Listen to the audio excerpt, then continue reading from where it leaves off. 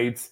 I've never been following U.S. bond yields up until up until this year. This is what happens when the market gets a little bit slow. We have to go out there and try to get all the information in front of us so we can help people, sort of predict or project what's going to happen next.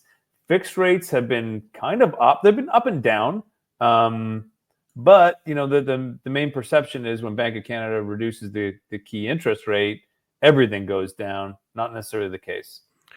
Yeah, that's false. Yeah, they're not as tightly correlated as what a lot of people would believe.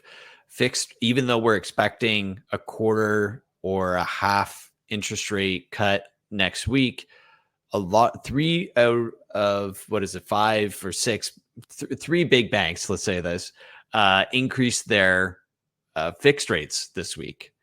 Some of the bond yields went up last week by as much as 0.35%. So that's essentially the banks. What I always say is the banks increase their rates. They take the elevator. When they're decreasing, they take the stairs. So any sort of hint that interest rates might be high for a bit, they're jacking up. They don't want to miss out on that profit. Essentially, that's just profit margin.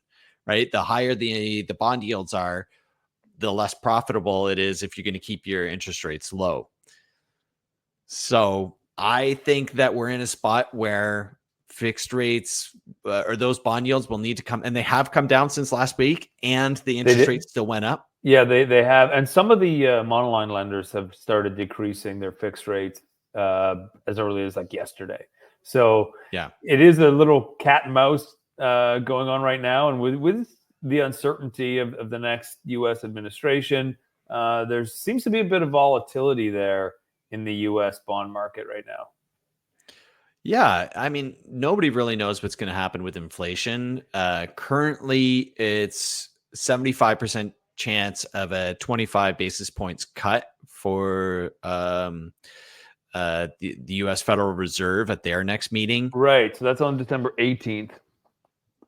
So that's nothing's a sure bet for that, and they're not expecting a supersized rate cut. So inflationary pressures are still real. Consumers spent $13 billion on Cyber Monday this week. Oh my goodness. So it doesn't seem like anybody's, trying to save money at this point, and that's inflationary. We spent almost. I heard that the projection, and don't quote me, was $1 billion in Canada on Cyber Monday. Holy smokes! I mean, I did 90% of my shopping for the year, basically on Cyber Monday. Sure. I've been waiting for this, right? And so I get in there. So I can't see the spending. Consumer spending is something that they look at. Geopolitical events is something that affect it. GDP, which I know we're going to talk about, that's something that affects it. It's so many variables. It's not just the Bank of Canada decreasing the interest rate. Right. There are a lot of variables. And I mean, one of them, the growth for Q3 just came out. It was a pretty abysmal 1% growth. So that kind of paves the way to, or a good lead in for the conversation about where we think rates are going to be for next week. I'm still feeling 50 basis points, Bank of Canada rate cut, hoping for 50.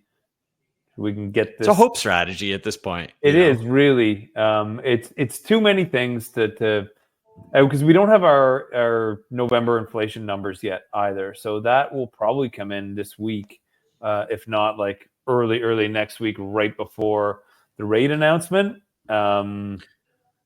This week, tomorrow, Thursday, we're getting U.S. job claims. On Friday, we're getting the Canada and U.S. employment reports, which are both two big factors when it comes to what the Bank of Canada is going to do.